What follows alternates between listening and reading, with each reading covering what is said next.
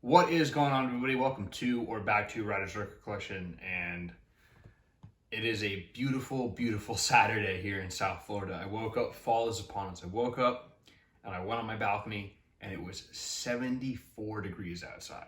That being said, it's still Florida. The high today is like 85, probably is gonna feel like 90, but it was 74 degrees when I woke up this morning, and it's pretty mind-blowing because I love fall. It's the best time of year here in South Florida, and it fits very well being mind-blown into this video because I found a mind-blowing grail. And I'm going to give you a little bit of a backstory before I show you what it is, but I'm a very weird collector where if there's something that I want that's been repressed, I don't want to buy the repress. I want to hold out and I want to find a copy somewhere, preferably an original, obviously, but as close to an original as I can. I love the thrill of the hunt and the feeling of finding things. Represses are great. I have represses of certain albums that I've given up on finding an original version of. In my collection, the Kinks Village Green Preservation Society, I've yet to see that album, and I wanted it so bad I bought a repress. This particular album,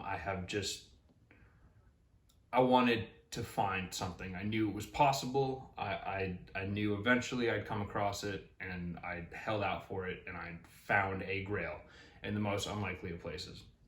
This segues into the next backstory. I have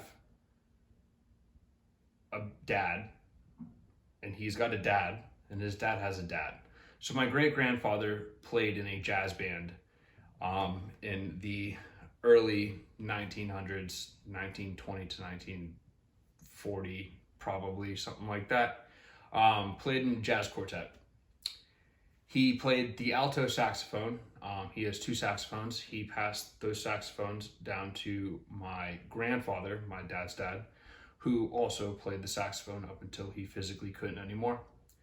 My dad did not learn to play any instruments, but my dad instilled upon me, because vicariously our parents lived through us, that I should play an instrument. So knowing that my grandfather played the saxophone, I picked up the saxophone. Push comes to shove, unfortunately my grandparents passed, and they went and cleaned out the house, and my dad gave me my grandfather's two alto saxophones who were his father's. So I have my great-grandfather's saxophones, and I played in the band all through middle school and freshman and sophomore year of high school. And unfortunately, hindsight being 2020, when I was a sophomore in high school, I was like, the band isn't cool. I don't want to do this anymore. So I quit the band and had not played the saxophone for probably 10 years. And very recently, I was like, I'm going to go ahead and get back into this. I have a saxophone. I have two saxophones, actually, so I should pick this back up, and I'm going to try and teach myself how to do it. Actually, certain people in the vinyl community inspired me with their, playing guitar and whatnot, so I wanted to pick the saxophone back up and learn how to play. So to do that, I went and got one of the saxophones tuned up. I got pads replaced. I brought it to a music store. That music store had a 15-year-old dog named Gandhi. So the guy doesn't believe in shoes and total hippie, but very cool little music shop. Repaired my saxophone, did a great job. I'll show you what the saxophone looks like. But in the corner of the music shop, he had this bin of records. So being a record collector, I'm like, I'm gonna go take a look at it. And they're all in, excuse my language, pretty shit condition, but I'm flipping through them. They're covered in mold, whatnot, yada, yada, yada. And I found a grail. I found something that I've been looking for a very, very long time. And this is it. And I know you're like, what is this? Because it's in a white sleeve. The sleeve was so gross and so covered in mold, I could barely make out what the name of the album was. But I could figure it out and I could tell what it was. So I pulled the record out, and the record was no inner sleeve, just same thing, kind of caked with just grime and dirt and mold. But I was like, holy crap. I've never seen this before in the wild. I've never found this before. I'm going to go ahead and I'm going to take it. So I peeled the other two grimy, moldy sleeves off this sleeve and brought it home and immediately took the record itself out of it. I could tell before cleaning it that the record was in great shape and found a Grail. The guy gave it to me for free with the repair of my saxophone. So comment below if you can guess what this is, but I'm going to go ahead and show you right now. But this was something that, again, you can very easily get a repress of. I just did not want to buy a repress, and I am glad that I didn't, because again, I'm one of those guys that holds out and hopes they can find an original or something close to original, and I did.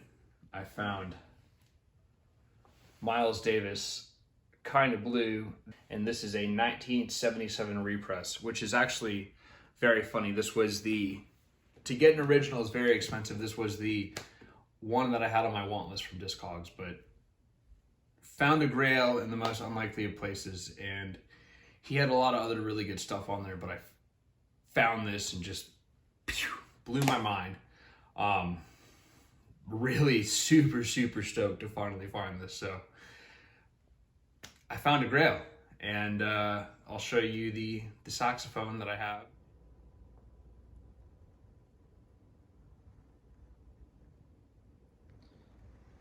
There's my grandfather playing that particular saxophone with my aunt who sang and played the guitar.